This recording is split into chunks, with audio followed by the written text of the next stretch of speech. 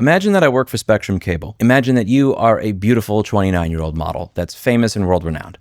You see that there's a deal for free internet. So you sign up for the free internet deal, and I show up to install coax wiring into your newly built house. I do the installation of everything. I put in a wireless modem router combo, and I leave. And I install it in a weird location. I installed it close to the bathroom. You don't realize that there's a camera inside of here. I go home and I set everything up to stream this camera on my sleazy webcam site where tens of thousands of creepy people can pay a monthly fee to see what you're doing inside of your bathroom.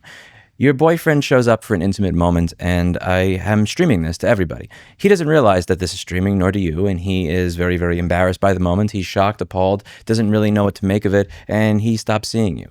Your daughter starts getting made fun of by people who see her mother taking part in these weird sexual acts online, and she starts getting picked on a regular basis and bullied. She feels depressed. She loses her friends. All of this, but at least, at the end of the day, you got free internet, right? You may have not known that I put a camera inside of this. You may have not known that I was selling access to that camera to people around the world, but you had internet and you weren't paying for it. So you should be happy, right? In this video, I made reference to how some cars will charge you a monthly fee in order to use an application on your phone to adjust the air conditioner in your car, and how some car manufacturers, surprisingly like Tesla, which are the ones that are usually nickel and diming with this stuff, we're not charging for that. And somebody made a comment, and I want to be clear, I'm not piling on this person because they did say fuck these companies and their bullshit trying to sell things that are already built into their products. I didn't like his remote AC example. To be able to turn on the AC from a mile away, your car needs to connect to a cellular network and receive a signal telling it to turn on. This is not free, as the connection needed for the service cost the car company money. It is an extra service that is needed, and you may have not paid for that service. This is a patent from Ford to advertise to you inside of your car. A summary of this patent: the vehicle location data would be used to infer the user's residence or workplace, and the navigation information such as destination, route, and driving habits may also be used to select ads specific to the commercial locations along the way.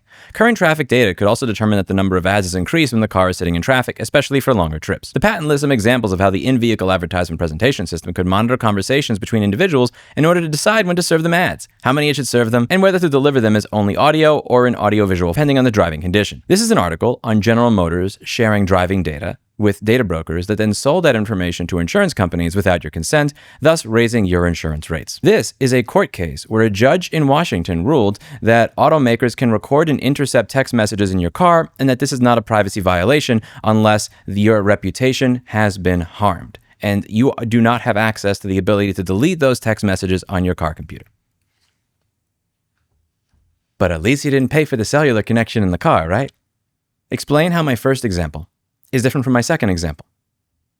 The first one is disgusting. It's a violation of privacy. It is clearly illegal, and the people responsible for it would be strung up and hung for everybody to beat with a rusty baton. The second group of people, that's just a business model.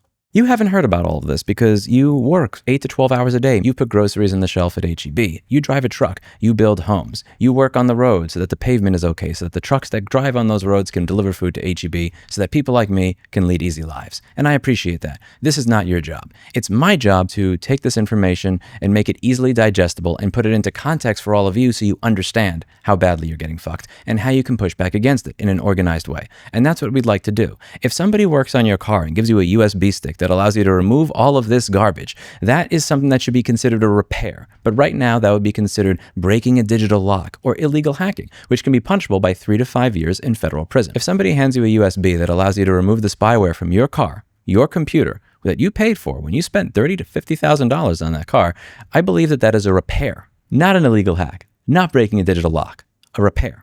And it should be called as such, and it should not be considered illegal. But let me know what you think in the comments down below. In my first scenario, do you think that that woman was screwed over and violated in a horrible way? Or do you think that everything that was done was fair? Because at least she was given free internet. And what makes that different from what every other automaker is trying to do to you right now? I'll leave you with this. I don't want you to accept the premise of assholes in any area of your life.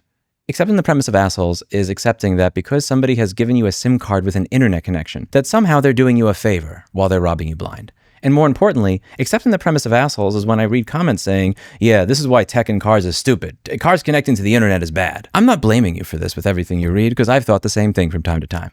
But why are we blaming technology instead of blaming the people who have chosen to implement it in an exploitative, abusive way to monetize us? I should have no problem with my car connecting to the internet. I should think about my car connecting to the internet the same way that I think about my Linux server connecting to the internet. And the only way for that to happen is for that computer to be mine. Let's work towards a future where all of our computers are ours, not somebody else's. That's it for today. And as always, I hope you learned something. I'll see you in the next video. Bye now. We also have the duty not to infringe the IP rights in the process. It is in fact the manufacturers who have the relevant rights, not consumers.